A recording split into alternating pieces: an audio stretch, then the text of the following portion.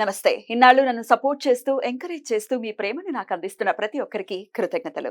అలాగే ఈ వీడియో కూడా ఖచ్చితంగా మీకు ఉపయోగపడుతుంది. లైక్, షేర్ అండ్ సబ్స్క్రైబ్ చేసి మీ సపోర్ట్‌ని నాకు అందించండి. అలాగే ఈ వీడియో పట్ల మీకున్న అభిప్రాయాన్ని కామెంట్ సెక్షన్‌లో కామెంట్ చేసి తెలియజేయండి. ఇప్పుడు వీడియోని చూద్దాం. ఓం శ్రీ గణేశాయ నమః. ఓం శ్రీ విష్ణురూపాయ నమః శివాయ. నమస్కారమండి.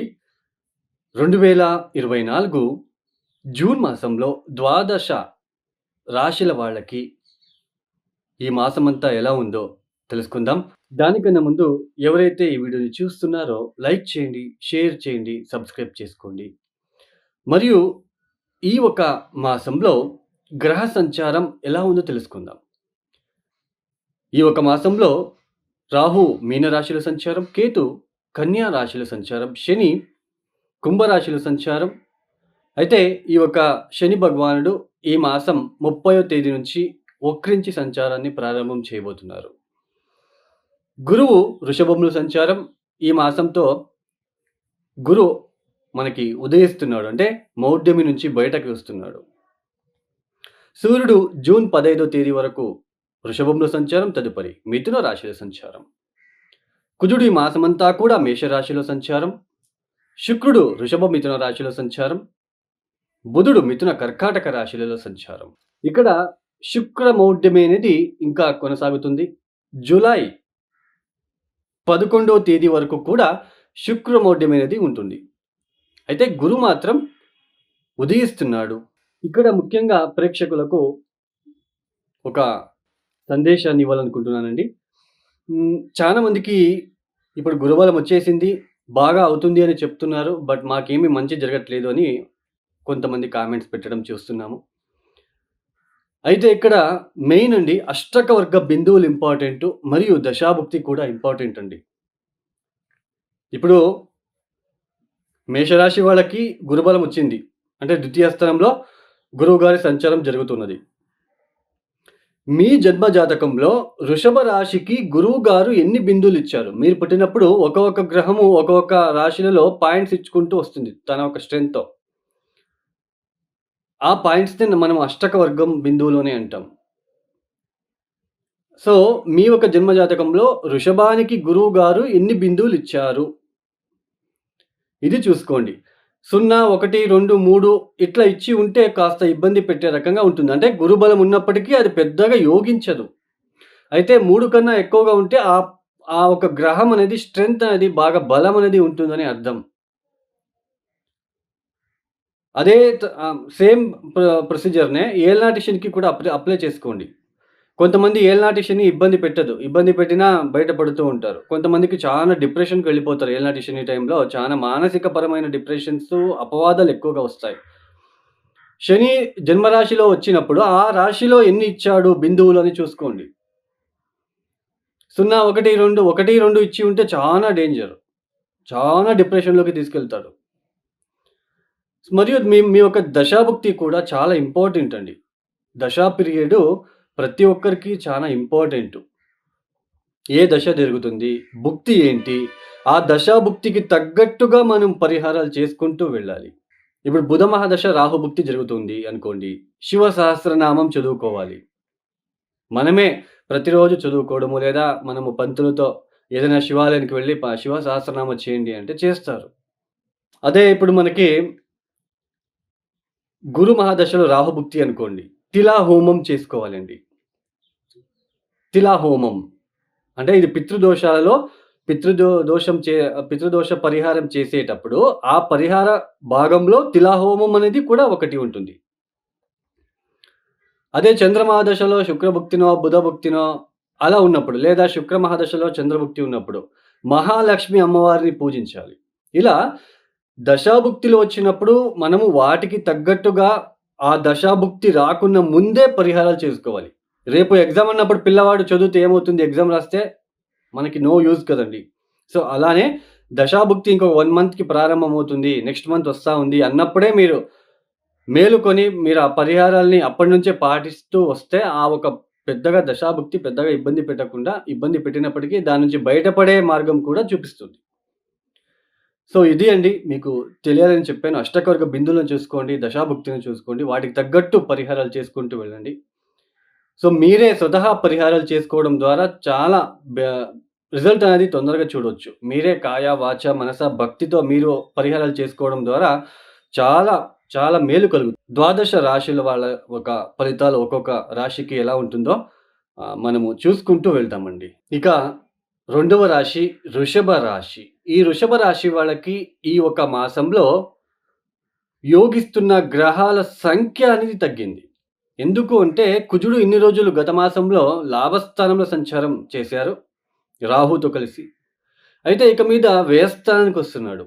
అంటే ఈ ఒక వృషభ రాశి వాళ్ళకి కుజుడి యొక్క యోగ ఫలితాలు తగ్గుతున్నాయని చెప్పుకోవచ్చు. ముఖ్యంగా వృషభ రాశి వాళ్ళకి లాభస్థానంలో ఉంటున్న రాహు, దశమ స్థానంలో ఉంటున్న శని వలన, తర్వాత ద్వితీయంలో ఉంటున్న తృతీయంలో అంటే ద్వితీయ, తృతీయ స్థానాల్లో బుధుడు ఒక సంచారం ఏదైతే ఉందో కాస్త శుభ ఫలితాలను ఇస్తున్నారు. మెయిన్ ఈ మాసమంతా రాహు బలిష్టంగా ఉన్నాడు. శని ఉద్యోగంలో మాత్రమే బలిష్టంగా ఉన్నాడు. ఉద్యోగంలో మాత్రమే మీకు అభివృద్ధి ఇస్తున్నాడు. మీరెంత కష్టపడితే రాహు అంత లబ్ధి ఇస్తాడు. రాహు లాభస్థానంలో ఉన్నాడు. అంటే శని అంటేనే హార్డ్ వర్క్. ఓకేనా? దశమ స్థానంలో ఉంటున్న శని ఓన్లీ ఉద్యోగంలోనే మీకు ఫోకస్ అయ్యేలా చేస్తున్నాడు. బట్ ఇక్కడ మనకిక్కడ దశమ స్థానంలో ఉంటున్న శని చతుర్థ స్థానాన్ని సమసప్తక దృష్టిలో చూస్తున్నాడు. తృతీయ దృష్టితో వ్యయస్థానాన్ని చూస్తున్నాడు. అంటే ఒక హ్యాపీనెస్, కంఫర్ట్ అన్నీ లేకుండా కష్టపడి పనిచేసే ఒక సమయం ఇది మీకు యాక్చువల్లీ. ఎందుకంటే గురుబలం కూడా లేదు. గురుబలం ఉన్నప్పుడు ఈజీగా పనులు చేసుకొని ఏమైనా మీరు పని చేసినా లేదా మీరు ఎక్కువ పని చేస్తూ ఉన్నప్పటికీ గురుబలం ఉన్నప్పుడు ఆయన చాలా కష్టపడుతున్నాడు, కొద్దిగా తక్కువ ఇవ్వండి పనులు, లేదంటే వేరే వాళ్ళకి అప్పచెప్పండి అన్నట్టుగా వేరే వాళ్ళు మీ బాస్ చెప్పడము. సో, కొద్దిగా రిలీఫ్ అనేది వస్తుంది. బట్ గురుబలం లేదు మీకు. సో, దశమ స్థానంలో ఉంటున్న శని చతుర్థాన్ని, వ్యయాన్ని చూస్తున్నాడు. తర్వాత సప్తమాన్ని చూస్తున్నాడు మీ యొక్క జన్మరాశి నుంచి. అంటే ఏదైతే హ్యాపీనెస్సు, కంఫర్టు, ఈ సుఖము ఇవన్నీ కూడా లేకుండా కష్టపడి ఓన్లీ వర్క్ జాబ్ గురించే మిమ్మల్ని ఆలోచన చేసేలా చేస్తున్నాడు. ఆ జాబ్ కష్టపడి పనిచేసి అలసిపోతారు. వ్యయస్థానాన్ని చూస్తున్నాడు. నిద్ర ఎక్కువగా ఉంటుంది. సో, ఇది అండి. ఇలా ఉంటుంది. మెయిన్ రాహు మీకు లబ్ధి ఎక్కువగా ఉంటుంది. శని మనకి శుభ ఫలితాలను ఇస్తున్నాడు. అంటే వృషభ రాశి వాళ్ళకి ఉద్యోగంలో వచ్చే ఆదాయానికైతే ఇబ్బందుండదు. అయితే ఎక్కడ ఇబ్బంది ఉంటుంది? మీ యొక్క రాశ్యాధిపతి అయిన శుక్రుడు అస్తంగతంలో ఉన్నాడు. పైగా జన్మ గురు, జన్మ సూర్యుడు. జూన్ 15వ తేదీ వరకు జన్మ సూర్యుడు. సో, ఆరోగ్యపరమైన ఒత్తిడులు, ఆరోగ్యం విషయంలో కొద్దిగా డబ్బులు ఖర్చులవ్వడం లాంటివి, కొద్దిగా అట్రాక్టివ్‌గా ఉండలేకపోవడం. అంటే ఏదో ఆలోచన, నేనేదో చేయాలి అన్నట్టుగా, నేనింకా నేర్చుకోవాలి అన్నట్టుగా ఫీల్ అవ్వడము, నేనింకా తక్కువ నేర్చుకున్నాను అన్నట్టుగా. సో, ఇలాంటివన్నీ ఎక్కువగా ఉంటాయి. సో, ఆరోగ్యపరమైన చిన్న ఒత్తిడులు, ఖర్చులు పెరగడము వాటి వలన. సో, ఇలాంటివన్నీ ఎక్కువ చూడాల్సి ఉంటుంది. లేదా చ గురువు పంచమ దృష్టితో ఆయన పంచమ స్థానాన్ని, కేతు ఎక్కడైతే ఉన్నాడో ఆ స్థానాన్ని చూస్తున్నాడు కాబట్టి సంతానం విషయానికి డబ్బులు ఎక్కువ ఖర్చయ్యేలాగా చేస్తూ ఉంటాడు. అది పిల్లలు డెలివరీ అయినప్పుడు ఎక్కువ ఖర్చులు కావడము, వాళ్ళకి హెల్త్ పరంగా ఖర్చులు కావడము, వాళ్ళకి చదువుల పరంగా ఖర్చులు కావడము.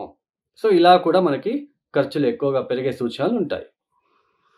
అయితే ఇక్కడ మనకి ముఖ్యంగా ద్వితీయ స్థానంలో మనకి బుధుడు తృతీయ స్థానంలో కూడా సంచారం చేస్తున్నాడు. మనకి డబ్బుకి లోటు ఉండదు. కుటుంబ పరంగా కూడా కొన్ని అప్పుడప్పుడు కొంచెం మనస్పర్ధలు ఇవన్నీ కూడా ఉంటాయి. ఎందుకంటే శుక్రుడే అస్తంగతం అవుతున్నాడు అయ్యాడు కాబట్టి జన్మగురు మీకు నచ్చని పనులు చేయడం లాంటివి, కుటుంబంలో అలాంటివి చూడడము. సో, మీకు కోపం లాంటివి ఎక్కువగా ఉంటుంది. ఉద్యోగానికి ఇబ్బంది ఉండదు. వచ్చే లాభానికి ఇబ్బంది ఉండదు. చిన్న ఆరోగ్య సమస్యలు, ఆరోగ్యం విషయంలో ఇబ్బందులు, ఒత్తిడులు, మానసిక ఇబ్బందులు, గందరగోళం అయ్యే సూచనలు, ఏ పని చేయాలో ఇంకా పని ఉంటుంది కదా అన్నట్టుగా ఫీల్ అవ్వడము, ఏ పని చేయాలో అన్న ఒక ఆలోచన. సో, ఇవన్నీ తర్వాత భార్యాభర్తల మధ్య కొన్ని అప్పుడప్పుడు మనస్పర్ధలు, కొన్ని శరీరానికి సంబంధించిన కంఫర్ట్ తగ్గిపోవడం లాంటిది కూడా మీరు చూడవచ్చు. ఈ యొక్క వృషభ రాశి వాళ్ళు తప్పనిసరిగా కంటిన్యూయస్‌గా 27 రోజులు గనక మీరు 27 రోజులు లేదా 21 రోజు కొన్ని శనగలను నానబెట్టి బెల్లం కలిపి పూజ చేసి దత్తాత్రేయ స్తోత్రాలు చదువుకొని, దత్తాత్రేయ స్తోత్రాలు మాత్రం చదువుకోండి. గురుగ్రహ మంత్రం వద్దు. ఆయన్ని కూల్ చేయాలి అంటే మీరు దత్తాత్రేయుని మీరు వేడుకోవడం మంచిది. దత్తాత్రేయ స్తోత్రం చదువుకొని ఏదైతే శనగలు నానబెట్టింటారో బెల్లం కలిపి వాటికి కూడా పూజ చేసేసి గోచారంలో ఉంటున్న జన్మ గురు దోష నివారణ వలని మొక్కుకొని తీసుకొని వెళ్ళి ఎద్దులకి తినిపించండి. 21 డేస్ చేయండి. ప్రతిరోజు శివ సహస్రనామం చదువుకోవడము, వీలైనప్పుడల్లా గురువారం కానీ సోమవారం కానీ శివుడికి పసుపు నీళ్లతో అభిషేకం లాంటివి చేయించుకోవడం ద్వారా, మరియు సుబ్రహ్మణ్య కరావళంబ స్తోత్ర పారాయణం మరియు హనుమాన్ చాలీస రాత్రి పడుకునే ముందు హనుమాన్ చాలీస చదువుకోవడం పడుకున్నట్లయితే మంచిది. ఈ యొక్క వీడియో మీకు నచ్చి లైక్ చేయండి, షేర్ చేయండి, సబ్స్క్రైబ్ చేసుకోండి. సర్వే జనో సుఖినో భవంతు. ధన్యవాదములు.